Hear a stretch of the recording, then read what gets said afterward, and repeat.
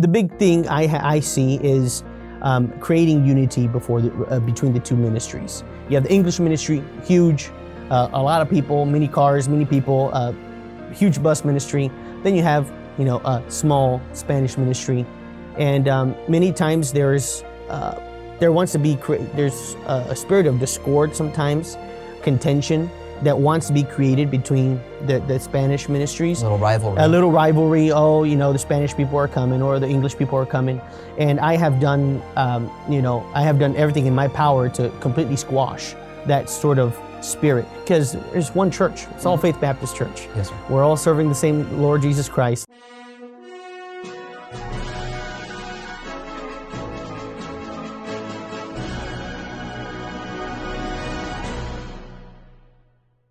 Welcome to another edition of Maverick University. I'm your host, David Hallberg. Joining me today is Brother Daniel Barajas. Brother Barajas is the Spanish pastor at Faith Baptist Church in Bourbonnais, Illinois. He's also a graduate of Providence Baptist College, graduated in 2018, and his wife, Liz, graduated in 2019. Yes, sir. And have been serving down there for quite some time. We were just talking about your situation. It was kind of unique. Yes, sir. During your junior year here at Providence Baptist College, you would travel on weekends down there to serve as the youth pastor in the Spanish church in Bourbonnais. Yes, sir. And then after you graduated, you continued to travel down as the Spanish pastor, and then a year later went full-time in that position. Sir. Yes, sir. Obviously, that's what I want to talk to you about today, just the unique aspect of a Spanish ministry. Yes, sir. I say the word unique because, as an English speaker, it is unique to me, maybe not to others, but it shouldn't be unique to a church in the United States. Can you talk a little bit about the changing demographics we're facing and the need that churches should have for a Spanish church? Yes. When I think Spanish church, I think, man, they're in a very diverse area, ethnically diverse, a city like Chicago, which is ethnically diverse, and I think a ministry there should have a Spanish church or whatever it might be, or try to reach people of all languages, but out in a more rural area, the need is still there. You guys aren't quite rural, but you're surrounded by rural. You're in one town in the midst of cornfields. Yes, sir. Talk about the need that you find there in Bourbonnais, Bradley, Kankakee, in that area there, for the need for a Spanish ministry. Yes, well, we have a very, this year is going to be 20 years since the Spanish ministry started at Faith Baptist. And so we have seen the Spanish ministry grow through the years, along with the population. 20 years ago, 2000, I think the population of Hispanic people in the United States was 35 million. Okay. Now it's nearly a little over 60 million Hispanics in the U.S. Sure. So it's over doubled in the past 20 years, and the next 20 years it's projected to be around 90 million. And that's still the Hispanics we know of, Well, yeah. You got all the ones that... All you have to do is open a newspaper or listen to the news. You're hearing headlines of people just piling up on the border, waiting to come over, or just coming over in general. Yes, sir. Yeah. So there's always going to be a need for that Spanish ministry. It's definitely a potential for growth in any English church to open the possibility of having a Spanish ministry. There's always going to be a need. Yes, sir. So So it doesn't matter where you are. No. Rural, urban area. No, sir. There's going to be a Hispanic population. It just as an anecdote, I remember, when my early soul winning experiences, that I would have my token Spanish tract with me, just in case I ran across somebody who spoke Spanish. Fast forward to today, in some areas, I'm not doing any talking. In fact, I had a soul winning partner a few semesters ago, one of our students from Mexico. He didn't speak much English. I didn't speak much Spanish, but I was training him as a soul winner. And he was pretty well trained anyway. But we went to an exclusive area where I knew I'm not going to do any talking. Yes. And he did most of the talking. And, there are areas like that here in Elgin that I can't talk to anybody on the street. I know it full well going into it. I'm just going to be passing out tracts and saying, Iglesia. Yes. You come. Something like that. I think Pastor Armendari is one. He was here for Old Path or something a few years ago. Sure. And he said if there are no Hispanics in your area, just give it a few years. They'll be there. Oh, absolutely. Absolutely. Yeah. Yes, sir. So it's a great need. So talk to me about how the Spanish ministry functions within a church like Faith Baptist Church. You've got Pastor Angel, non-Hispanic, doesn't speak Spanish. How does this relationship work between you and Pastor Angel? He's the pastor of the church. Yes. You're more of an assistant pastor, but at the same time, Yes. You are the Spanish pastor in the eyes of all the Spanish-speaking people. Exactly. You're the one who's feeding them spiritually. You're the one who's... Obviously, this can maybe cause problems. How do you balance some of these things? Yes. It's a very unique dynamic. It is unique. It is unique. We have to have a balance. I do wear those two hats. I do wear this hat of a pastor and of an assistant pastor. As the hat of a pastor, when I'm a pastor, I preach every week, Sunday morning, Sunday night, Wednesday night. I also counsel my people. I run my own programs. I conduct my own services. We have our own conferences. So we do a lot of things independently as a Spanish church. Sure. But at the same time, we still have to give an account to Pastor Angel. So he occasionally comes up and preaches for us. During the year, we have combined services. Okay. So the Spanish people still see him as the pastor of the church. They know I am as well. It kind of gets sometimes murky where Spanish pastor and pastor, but most of the people see me as their pastor, as their local pastor. I'm the one who is with their children. I'm the one who teaches their Sunday school. I'm the one who goes to their house. Sure. So it is a very unique relationship between Pastor Angel and I, but we have learned to get to where we have a good balance between the English ministry and the Spanish ministry, along with the Spanish people. Well, I think you had mentioned it, that you and Pastor Angel are on the same page. You seem to talk about these things. Yes. And if there's an issue within the church, personal issues, people who may be missing church or, I don't know, whatever problems that people bring into a ministry, how often do you communicate that with Pastor Angel? It's often. Pastor Angel really does have a great heart for Spanish people. There's Spanish people in our church that Pastor Angel had invited even before we had a Spanish ministry. Okay. It is so he's very connected. He knows their names. He notices when they're not here. He sees the kids in the school, and when they're not in school, he takes note of that. So the relationship between him and the Spanish people is very well rounded as well. You mentioned that he knows their names. And Yes. He notices when they're missing. That's huge. Yes, he. So that helps a lot. A lot of people look at him for counsel when there's things that I cannot handle. I've been there only 5 years. A young pastor, if there's a situation I can't handle or don't know how to handle, the great thing is I have a pastor downstairs who's been doing it for 30 plus years. There's been several occasions where we go and I take a married couple with me or a teenager, and we sit in Pastor Angel's conference room and sit in his office and we talk about it, and he helps me co-counsel a certain member of the Spanish church. Okay. So it's a big blessing, a big help to me as well. The fact that he tries to involve himself in, like you said, he comes and preaches some services or conferences for you guys. Yes, sir. Yes, sir. You would translate for him, I Yes, assume. sir. Yes, sir, I do. That's pretty neat stuff. Talk to me about some of the practical issues or problems of having a Spanish church within a larger English ministry.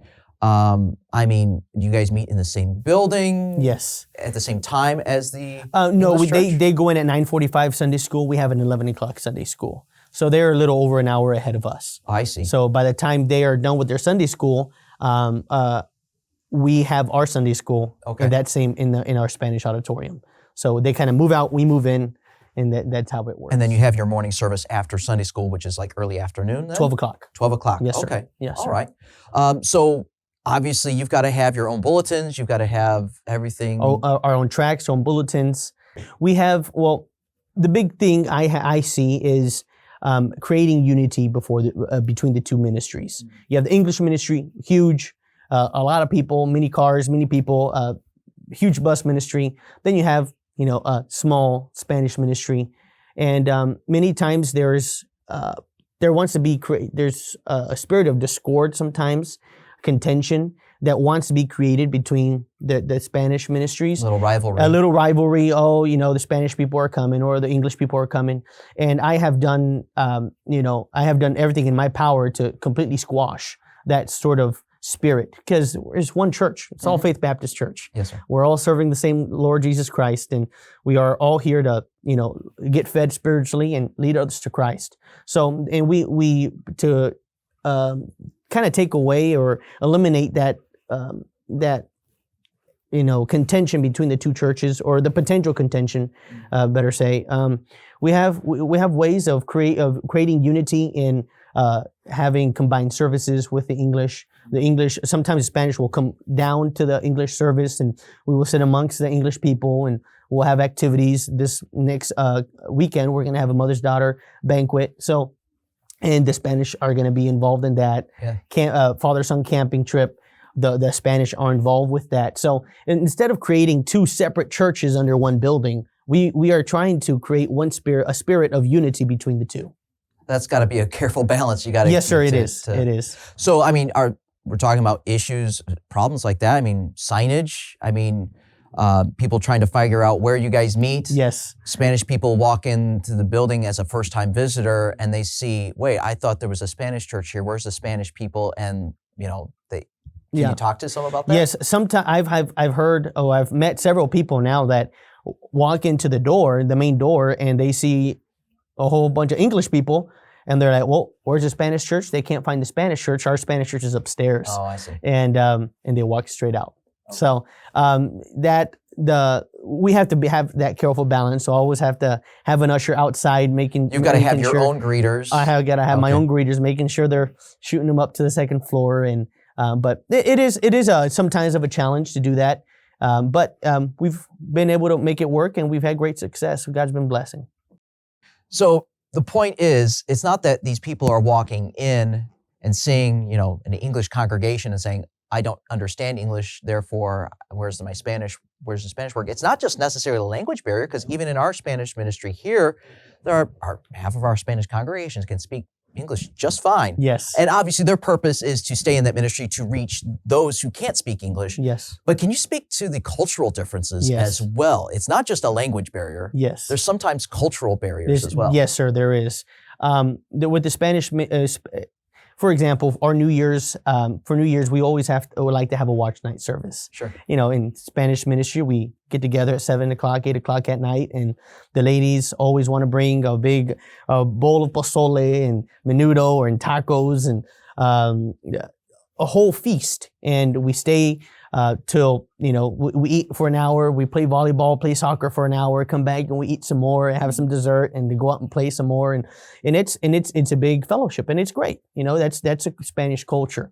We pray in the new year at 12 o'clock, and after 12 o'clock comes around, after we pray, we go back for seconds or thirds, whatever it is. We go back for an extra cup of coffee or some extra dessert, and people will be leaving the church 1:30, 2 o'clock in the morning. Oh man! And and I look sometimes across the parking lot at the English watch night service, and it's 12:05 and the parking lot's empty. It's a different culture, different way of life that they live. Yeah. So it is a difference in the culture shock, and not culture shock, but a difference in culture between the English and Spanish ministries, even within the congregation.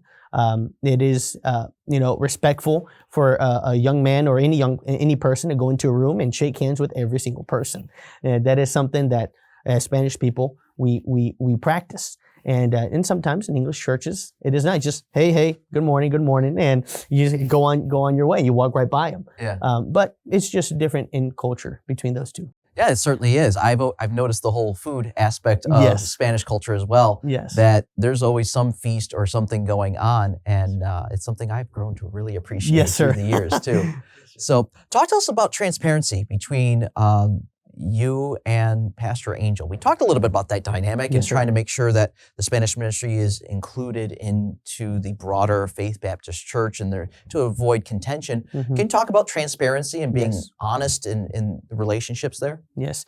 Well, Pastor Angel, he has done a great job of having the balance in the Spanish ministry. He's not overbearer. He's not a micromanager by any means. But also, he does like to keep tabs on us. He doesn't ask me what I'm going to preach every Sunday, but he does give us a lot of liberty. Like I mentioned before, we do have we just had our family conference in April, the beginning of April. English Church doesn't have one. He gives us a lot of liberty, but at the same time, within that liberty of the Spanish church, I do not want to take advantage of that liberty. Sure. I completely enjoy living in working in the Spanish ministry where we have that opportunity to grow and to work under Pastor Angel and be benefited by what the English church has done. The English church, I think it's going on 53 years in ministry, and we as a Spanish church have been able to be receive part of that blessing of all their hard work and giving through all those years to be able to be part of the Spanish ministry. So I just talk to the boys in church, there's no need for secrecy in the Spanish church. There's no need to be hiding speakers or where you're going or what you're doing. If you are working with a pastor, especially a pastor like Pastor Angel that has given you the liberty to run your own conferences and run your own budget, there's no need for secrecy. So we need to honor that. And it's been a great blessing to have that relationship with Pastor Angel and the English church, to have the fruit come out and have a Spanish church that has been growing as of late. You're absolutely right. You talked about earlier wanting to eliminate that contention or potential contention between an English congregation and a Spanish congregation within the same church. And if you're at contention or odds or hiding or secrecy, not transparent about things, then obviously that's just simply gonna perpetuate down through the ranks of the people that you lead as well, and that attitude's gonna flow out. So obviously the church has started about 20 years ago, 22 years ago, you said. Where are you guys today? What's the state of the congregation there in the Spanish ministry? What kind of experiences have you had as of late? We've had so many new families come these past few years, even since COVID. The church, we closed down for maybe several weeks during COVID and went online. But once we started coming back, the people were just hungry. Our community, there was a lot of people in our community that were needful of the gospel, and we're in this Sunday is going to be our 4th week of program. Our first week we had 132. It's personal, it's a record since I've been there as a pastor. Really? Wow. And so we had a packed house, and then 2 weeks ago we had 129, and then this last Sunday we had 133. So we beat my record by one. So it's been a big blessing. We have many new families that have been baptized these past 5 or 6 months.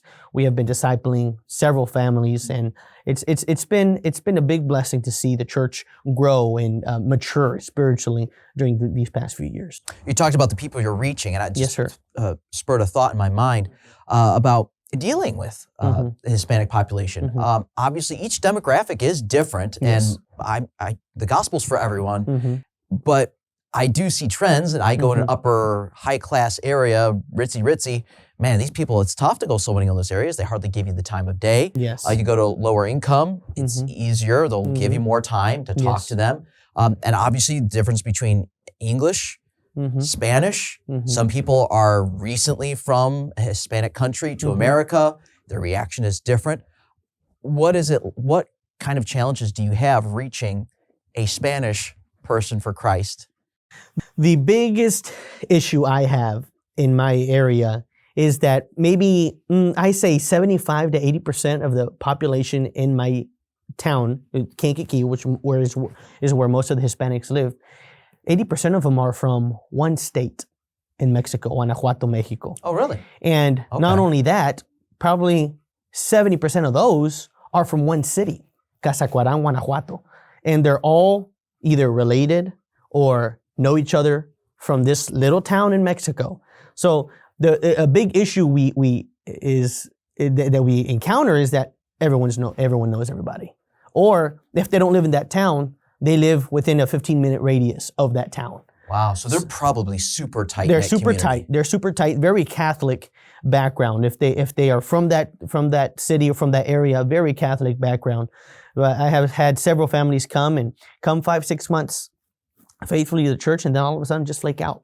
And that reason is the Catholic families putting that pressure on them and kind of pulling them out of church. That Catholic influence is really strong, especially with the first generation immigrants here in the United States.